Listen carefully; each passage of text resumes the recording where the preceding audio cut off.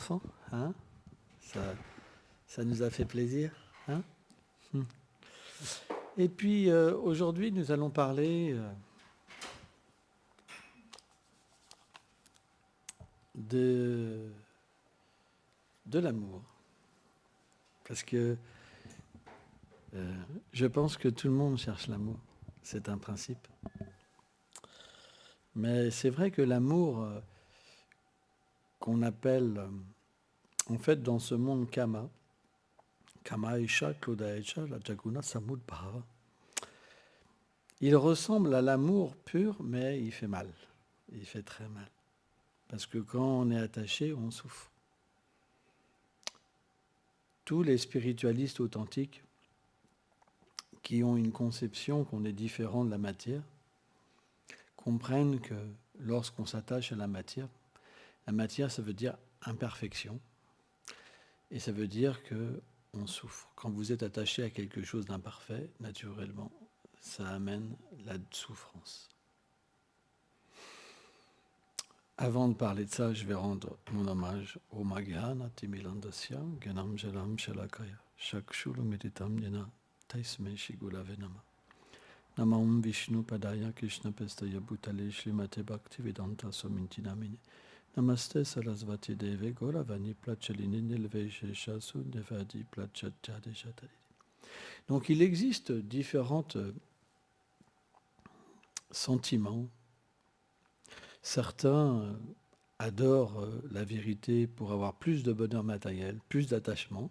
Hein, c'est ce qu'on appelle l'action intéressée. Certains adorent la vérité absolue pour se détacher de la souffrance et arriver dans un état de neutralité. C'est ce qu'on appelle le Shantaras. Dans cet état de neutralité, on perçoit notre vérité et on perçoit naturellement la vérité chez les autres.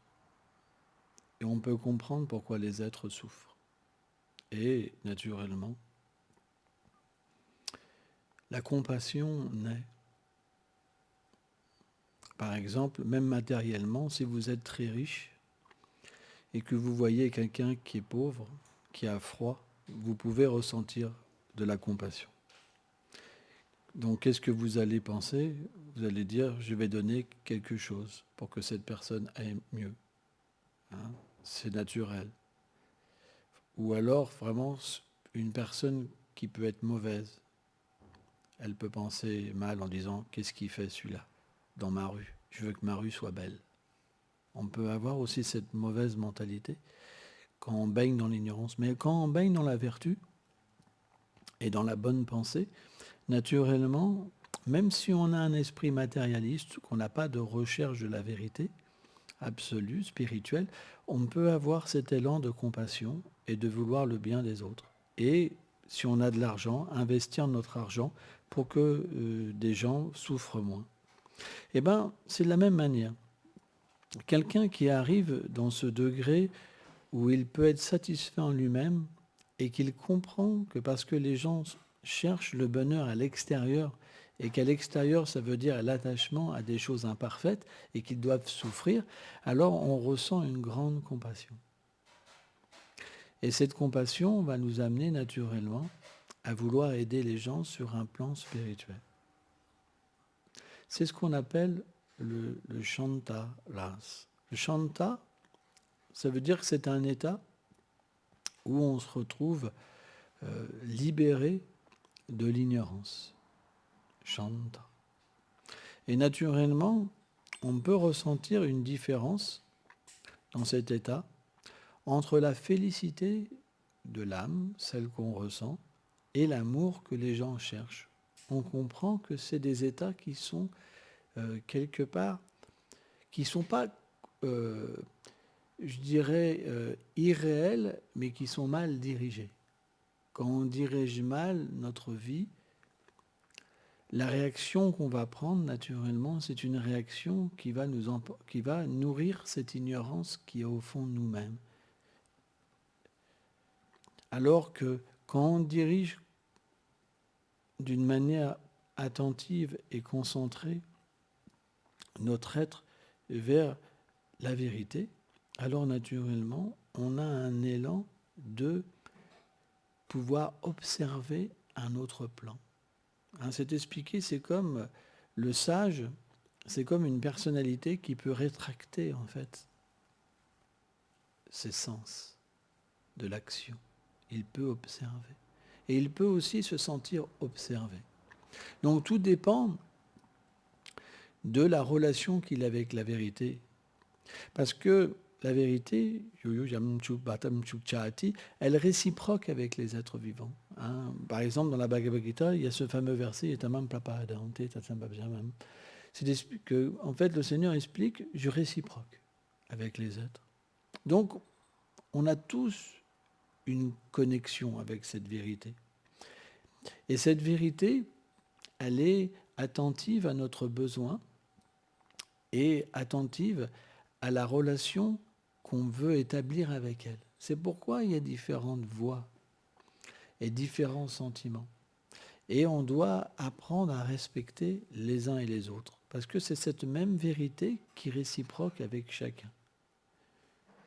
Moi, je me rappelle, j'avais été visiter un centre bouddhiste, par exemple, et alors c'était en Bourgogne, je ne sais plus où, un grand temple aux 1000 Bouddhas. Et quand j'avais fait le tour d'un stupa, j'étais avec un lama, il m'avait fait le tour du stupa comme ça. J'avais ressenti vraiment cet éveil puissant que les bouddhistes ressentent. Tu vois. Et c'est quelque chose de très fort, hein, mais qui était différent que moi, ce que je concevais dans ma relation avec la vérité. Mais je pouvais comprendre sans être fanatique, parce que l'expérience est là, que c'était cette même vérité qui pouvait nourrir chacun. Qu'est-ce qu'un religieux et qu'est-ce qu'un transcendentaliste ? Un religieux, c'est quelqu'un qui n'a pas forcément l'expérience spirituelle. Donc, naturellement, sa référence, c'est quoi ? Des textes. Il est bardé de règles. Et tout ce qui diffère de ces textes et de ces règles, il ne connaît pas, c'est étranger. Et naturellement, il y a une négativité qui apparaît dans le sens que, voilà, cette personne est dans un mauvais chemin. Mais quand il y a l'expérience, c'est complètement différent. Parce que vous pouvez avoir aussi l'expérience des autres. Et vous pouvez comprendre, par votre propre expérience, que la foi, elle naît dans une personne par l'expérience. S'il n'y a pas l'expérience, ce n'est simplement que du fanatisme. Or, le fanatisme, c'est l'antipode de l'amour. C'est à cause, justement, de personnes qui n'ont pas d'expérience qu'au nom de la vérité, au nom de Dieu, peu importe comment vous l'appelez, qu'il y a des atrocités qui sont faites. Moi, par exemple, j'ai été voir j'avais été voir un film sur les bouddhistes en Birmanie, par exemple. Eh bien, je ne pensais pas que les bouddhistes pouvaient persécuter des gens. Ça existe aussi, dans toutes les voies, ça existe. Il y aura toujours cette part de personnalités qui n'ont pas d'expérience. Et parce qu'il n'y a pas d'expérience, naturellement, il y a une haine des autres. L'expérience, ça veut dire qu'on peut comprendre les autres. On peut comprendre par notre propre foi les autres. Quand il n'y a pas d'expérience, c'est l'ignorance. Et par exemple, c'est vrai que j'avais parlé avec un bouddhiste une fois, très bonne personne, merveilleuse. Et elle me disait, en fait, Siddhartha, hein, c'était une personne qui vivait l'expérience. Et son enseignement, c'était une expérience. C'est pour ça que les gens ont, adopté cette voie. Parce que c'est une voie par l'expérience. Quand, par exemple, vous dites quelque chose qui est exagéré. Par exemple, je ne sais pas, voilà, si tu tiens cette lunette dans les mains, tu obtiendras un amour illimité, par exemple. C'est exagéré, vous comprenez. Hein, bon, c'est un exemple nul, mais bon, vous comprenez. Donc à partir de là, Si la voie, elle est exagérée et qu'elle ne donne pas les fruits, il y aura toujours une frustration. Vous comprenez? Donc, on a besoin d'une philosophie pour que le chemin et la pratique soient compréhensibles, mais on a besoin que ce chemin mène à une expérience. Sans ça, on va se retrouver avec un clan de personnes frustrées, finalement, qui, au lieu de développer l'amour, vont développer la haine envers les autres. Et c'est ça le piège. C'est qu'on doit véritablement comprendre comment avoir l'expérience. Et l'expérience ne vient que par la bonne attitude. C'est pourquoi les grands maîtres ont toujours enseigné parallèlement au développement de l'amour, au développement de l'illumination spirituelle, que cela vient par la bonne attitude. C'est pourquoi, si notre attitude n'est pas bonne, on aura beau adorer, on aura beau pratiquer, les fruits ne viendront pas facilement. Donc il faut cette bonne attitude. Et cette bonne attitude, finalement, elle peut facilement être expliquée. Ce que l'on voudrait qu'on nous fasse, on doit le faire aux autres. Donc on doit analyser notre journée. C'est très important. On doit avoir des moments d'analyse et pas être comme des robots qui courent et qui sont dans un processus sans jamais analyser leur existence. On doit se poser et analyser. Dans tel moment, j'ai agi comme ça. Est-ce que c'est une bonne chose? On doit avoir une discrimination. On doit méditer. Et méditer, ça ne veut pas dire avec notre faux ego, là, de cow-boy et tout, est-ce que j'ai bien agi? Ça ne marchera pas.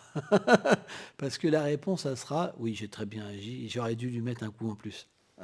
C'est pas comme ça. Notre introspection, elle doit venir d'un état où on peut entrer en nous-mêmes et véritablement se décoller de toutes les couches qui nous recouvrent. Et dans cet état d'illumination, on peut, dans cette vertu, on peut véritablement analyser. Et là, on verra, on est loin de la bonne attitude. Mais ce qu'il y a d'intéressant, c'est que cette analyse, elle va pouvoir graduellement nous donner le désir d'avoir la bonne attitude. Vous comprenez? Et naturellement, cette prise de conscience, elle va être accompagnée de prières, elle va être accompagnée d'un refuge. Parce que par nous-mêmes, c'est très difficile d'aller contre cette nature, cette fausse nature qu'on a acquise à travers les 3 modes de la nature matérielle. En fait, dès qu'on touche à ce monde matériel, on devient influencé par les 3 modes de la nature matérielle. En fait, le corps, c'est un résultat des influences de l'énergie matérielle. Le corps subtil aussi.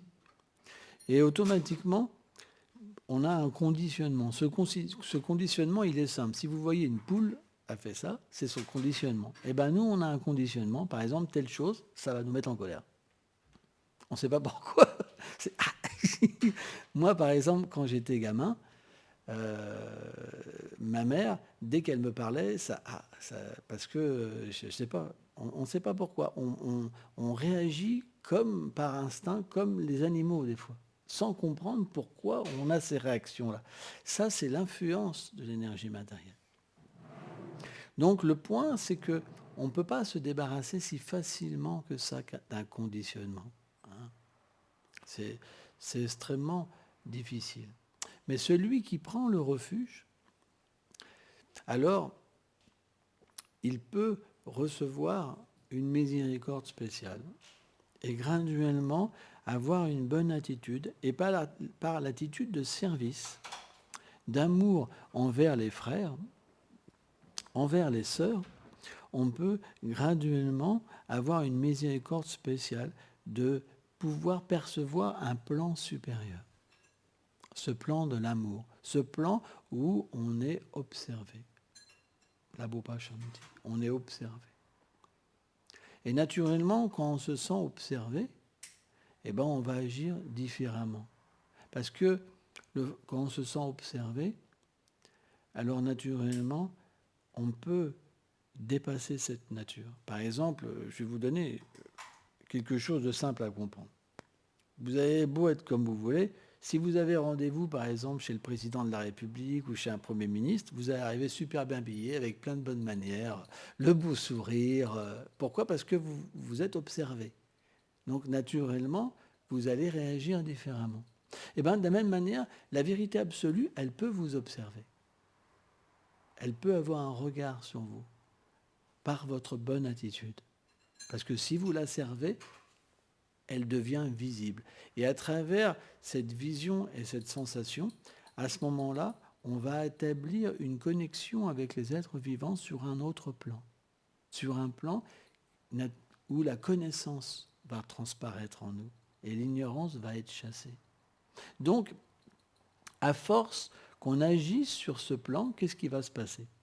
Il va se passer une déconnexion, en fait, ce qu'on a des 6 ennemis du cœur, comme l'avidité, l'envie, l'aversion, tout ça. Hein, et on va pouvoir les observer. Ça veut dire que plus on sera situé dans la vertu, alors ça, c'est pas la transcendance, c'est juste le plan de la vertu, mais plus on sera situé sur le plan de la vertu, plus on pourra faire une distinction entre ce qui nous attaque, la colère, etc., et notre réalité. Et on va s'apercevoir que graduellement, il y aura de moins en moins de puissance dans la concupiscence, dans la colère, dans l'avidité.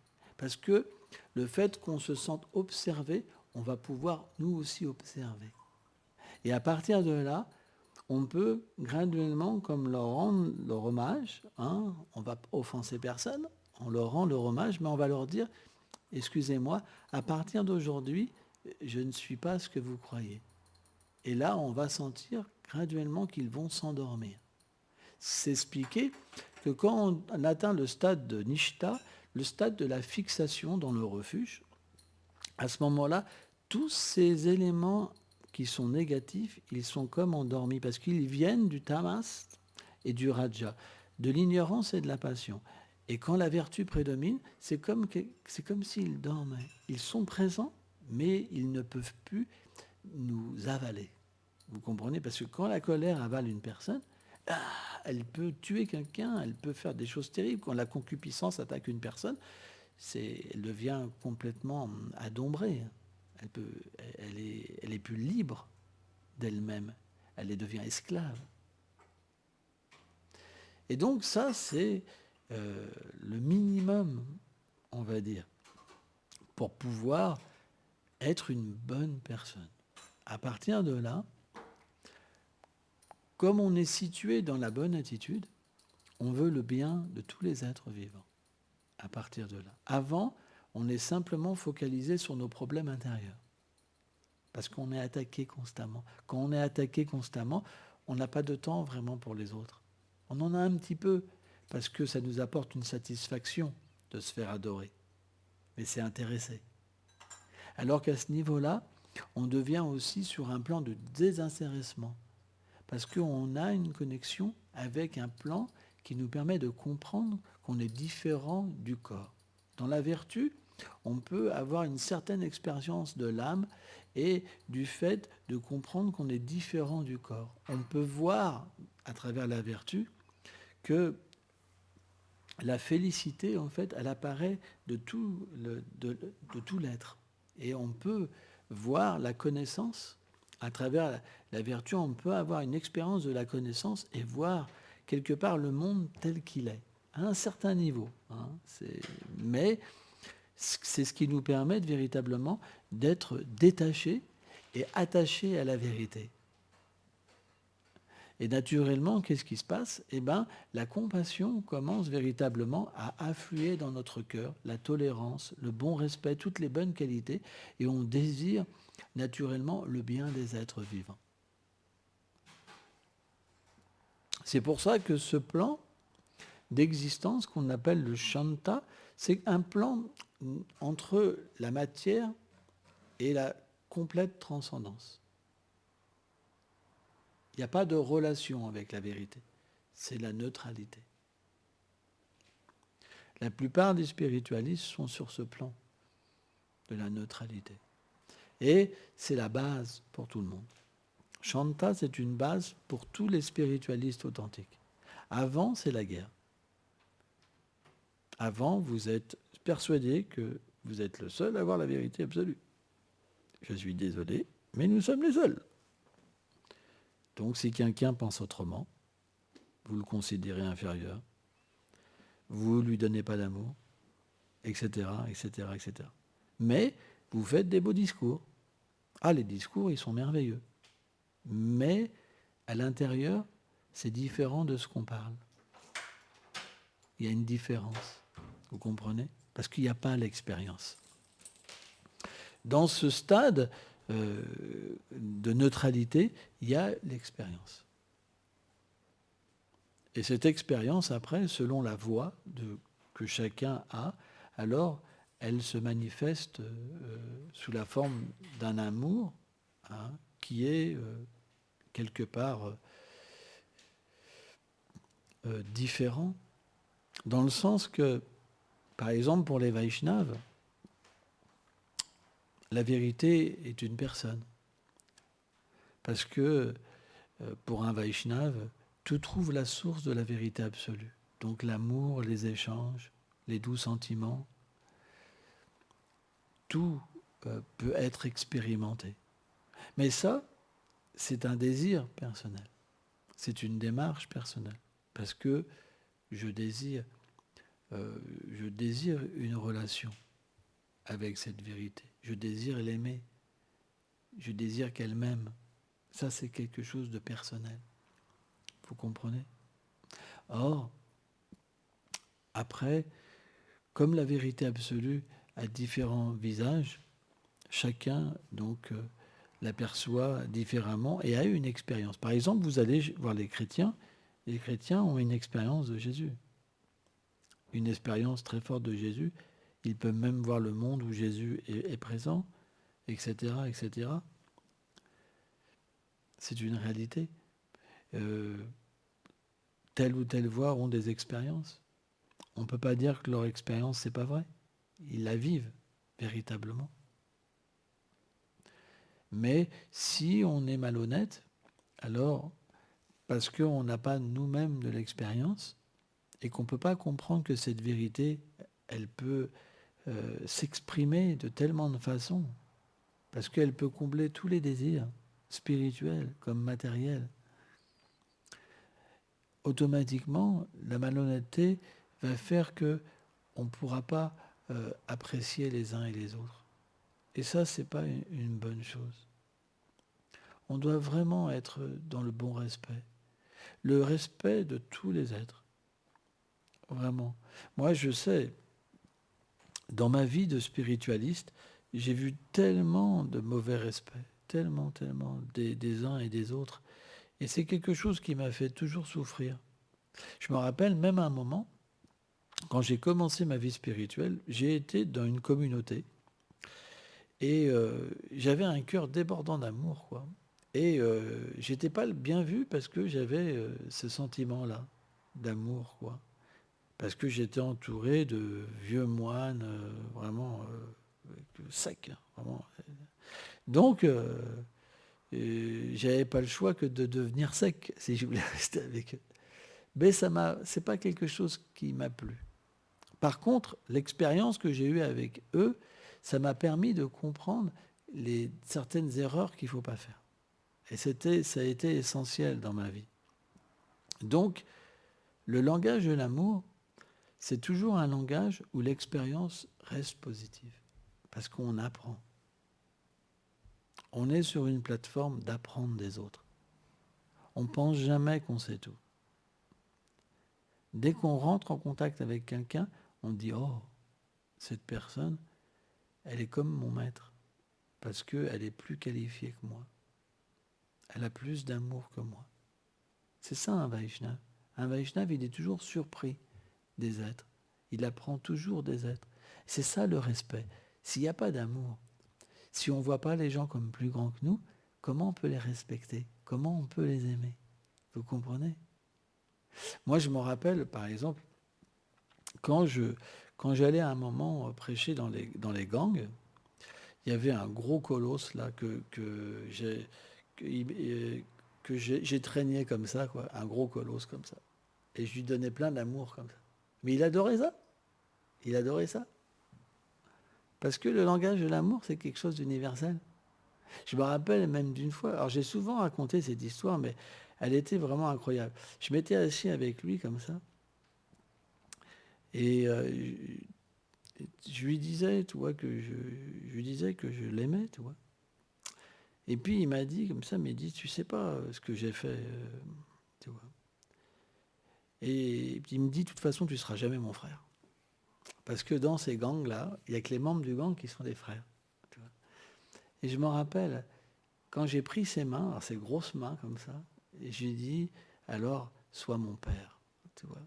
Et celle-là, complètement déstabilisée. Tu vois. Et pas que lui, ses frères aussi. Ils sont arrivés en courant, ils avaient peur qu'il change, tu vois, carrément. Tu vois. Et on ne peut pas se battre contre l'amour.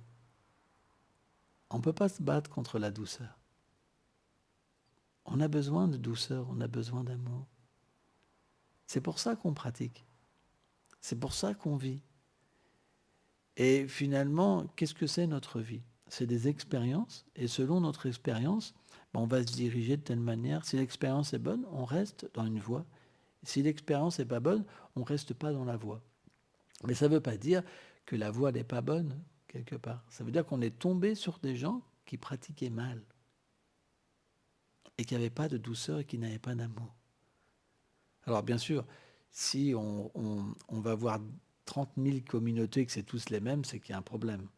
Hein. C'est pas, des fois, il y a des choses aussi qui sont pas forcément bonnes. Mais en cas général, toutes les voies apportent de la douceur et de l'amour. Le bon respect pour les êtres vivants, c'est la base. C'est pour ça qu'on accepte une voie. On n'accepte pas une voie pour se dégrader. Hein. Quoi, il y en a qui font ça. Hein. Mais le point, c'est qu'on accepte une voie pour l'amour et la douceur, pour progresser, pour devenir une bonne personne. Et c'est vrai que dans tous les groupes, il y a des gens qui pratiquent bien, qui ont l'expérience, et d'autres qui pratiquent moins bien, qui n'ont pas d'expérience. On ne peut pas y échapper. C'est pourquoi, avant tout, ma réalisation, c'est qu'une communauté, c'est un hôpital. C'est un endroit où les gens se soignent. Et parmi tous ces gens, vous pouvez avoir une personne qui est presque soignée, qui est soignée, qui est à 70%, à 60%. Mais quand une personne est très malade, elle peut commettre des choses qui sont encore néfastes. Mais on ne doit pas la condamner. On doit comprendre que on est dans un endroit où on se soigne. Vous comprenez? C'est pour ça que quand on vient dans une communauté, on ne devrait pas avoir un regard sur les uns et les autres. On devrait se dire, je viens dans un endroit pour me soigner. Je viens dans un endroit pour pratiquer. Et je suis aussi avec des gens qui ne sont pas parfaits. Parce que l'erreur souvent que les gens font, c'est qu'ils viennent dans une communauté en pensant que tout le monde est parfait. Parce que ça ne peut pas être autrement. Et là, les retours sont très mauvais. Parce qu'il suffit qu'il y en a un qui grince des dents, et il va se dire, mais c'est bizarre quand même. Là. J'ai vu quand même qu'il se parlait mal, j'ai vu ceci, j'ai vu cela, j'ai vu ceci. On peut faire une grande liste, hein, parce que quelqu'un qui est encore malade, il y a des problèmes à chaque instant. C'est pourquoi on doit vraiment aller vers les êtres, aller vers une autre foi avec cette ouverture d'esprit. Et c'est ça la base que tout le monde devrait avoir, ce bon respect qui donne l'expérience. Je vais chez les autres, pas pour voir des erreurs. Je vais chez les autres en comprenant qu'ils pratiquent un processus, mais comme moi je pratique, j'ai des problèmes, et ben je vais rencontrer des problèmes. Et à partir de là, on va pouvoir apprécier et avoir une expérience. Et cette expérience, elle va nous amener naturellement dans la foi universelle, en comprenant qu'il y a quelque chose qui nous unit tous. Tous, on doit exister, parce qu'on est tous différents. Et on ne devrait jamais croire que pour certains, c'est pas une bonne chose, etc. Non, chacun est bien là où il est. Un bouddhiste est là bien dans sa voie. Un musulman est bien dans sa voie. Un chrétien est bien dans sa voie, etc., etc., etc. C'est très important de comprendre.